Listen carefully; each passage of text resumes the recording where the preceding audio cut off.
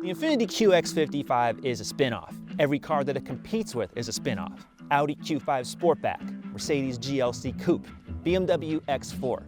All these automakers take a popular crossover, in this case, the Infiniti QX50, and they throw on a sleeker roof, they swap the bumpers, and they charge you more money. Like high-end fashion, with these cars, you're paying more to look hotter. And the QX55 does look hotter than the QX50 from the outside. On the inside, some of the electronics and the design are about a decade old. That might sound a little strange, but don't jump to conclusions. Not just yet. You could skip this intro and jump straight to my conclusion, or you can subscribe to the CarGurus channel and get yourself comfortable for the next 10 minutes. I promise you it'll be worth the wait. Crossover coupes. That's a vehicle style Infiniti didn't even realize it invented. Back in 2003, the Infiniti FX was like no other luxury SUV. It was a sports car on a lift kit. It was a wild child, and it sounded like one. Every angle, all the performance. The FX, and later the QX70, was years ahead of its time. By 2017, the QX70 was discontinued, and the German automakers stole all the thunder. Infiniti misread its customers. All of its cars got softer and quieter when Acura and Lexus were going harder and louder. Even Mercedes is now a sporty, youthful brand. With the QX55, Infiniti is trying to reclaim its soul. And since vanity is the whole point of the car business, I think Infiniti has a good shot with this body. To me, this looks better than the Porsche Cayenne Coupe. We just reviewed that one. It just looks like it's dripping with speed, even though it's not actually that speedy. But the proportions are all there. Body to glass, that's a nice ratio. This perfect arch here that shows the coupe. That's the whole point of a crossover coupe, right? You want it to look rakish. It's also nice and low, but it's just tall enough for you to know that yes, it is an SUV. Just enough black plastic body cladding to also add to that rugged impression, but this is a street car. And look at the lighting. Infiniti has done such a good job with lighting over the years, especially the back. They're all broken up and scaly-like. A lot of manufacturers are adding these LEDs and they're all smooth and uniform. This is a nice departure. Really, overall, there's not a bad line you could say about this car. The interior starts off strong. This is the Sensory trim, fully loaded for $60,000 with the Monaco red leather. It's attractive, nice sweeping lines and stained maple wood across the dash and doors, a thin rim steering wheel, supportive seats, double screens, and this red band from the armrest to the center stack. It mimics the thickness and curves of the taillights. And unfortunately, that's where the good parts end. This hard, hollow plastic, these switches and stalks that are off older Nissans, and these two screens. You don't get one good screen, you get two bad separate screens. The top screen is low resolution and is controlled by a dial. It's not a touchscreen. Now it shows the navigation and wireless Apple CarPlay. The Android Auto is wired, but it's hard to control with the dial. Say you want to use the factory system. You don't input directions here. You have to come down to this screen and do it.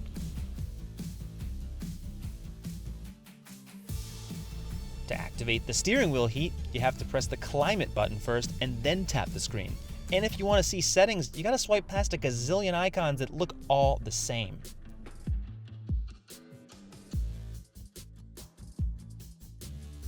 You find yourself looking up, then down, and then up again. The cameras, maybe something down here. Does that change this? No, it does that. It's horrible. It really is. But the QX55 has some truly revolutionary technology. You just can't see it. It's the variable compression turbo.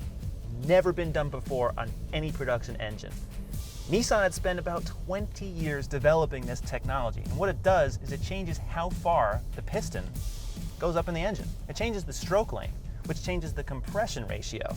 Now the idea being is that you could combine the best high performance and high efficiency all into one engine.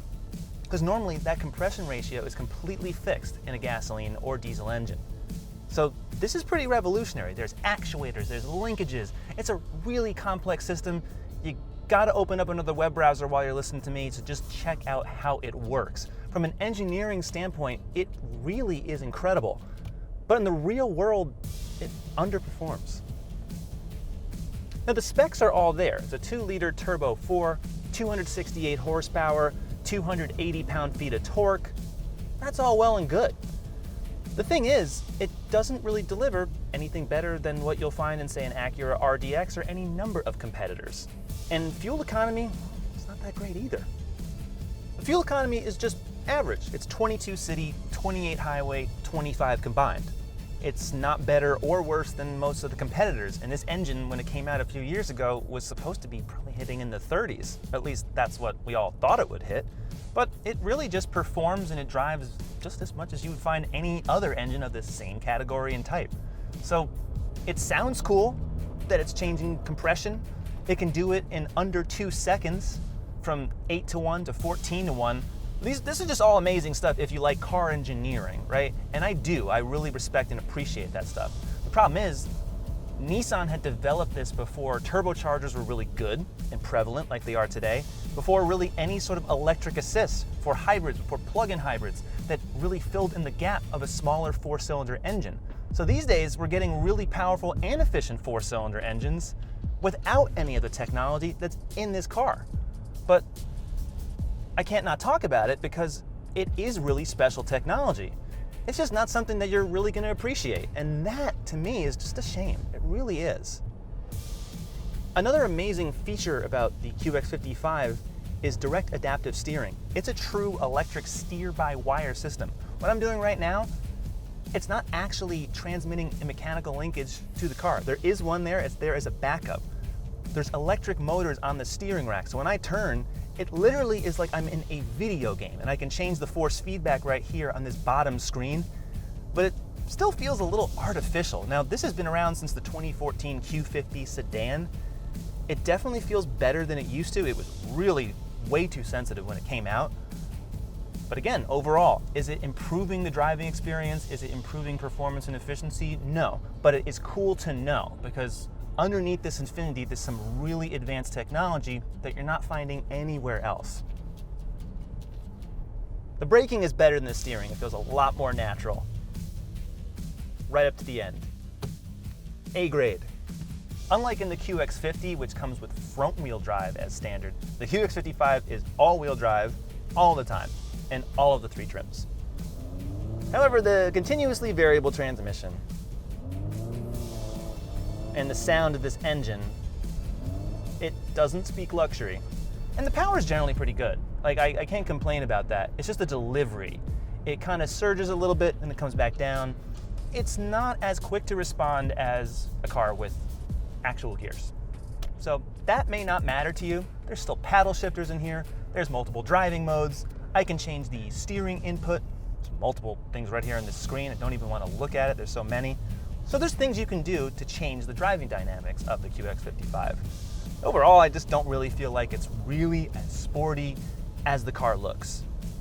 Now, the old FX, remember the original FX35, then it became the FX37, later the FX45, and then by 2017, when it was discontinued, the QX70.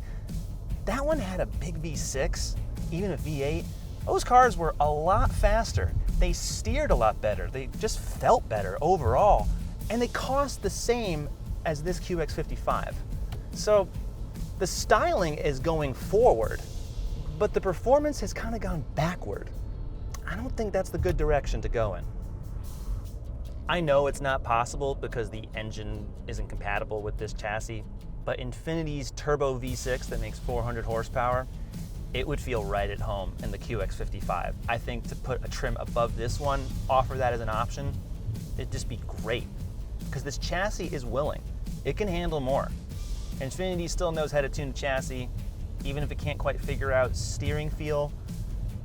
To have an optional 6-cylinder, ooh, it'd be lovely in this car, it really would. The real useful driving tech comes with the head-up display and a rear camera that can detect moving objects and stop the car in reverse. The front camera and radar can detect if a vehicle 2 cars ahead begins to slow down. ProPilot Assist. This system is great in Nissan models too. It works well when steering the QX55 on marked lanes. In the back seat, there's a separate climate zone. In a car this small, that's really generous. The QX55 starts at $46,500 and tops out right at $60,000, and mine has an optional trailer hitch that no owner would ever use.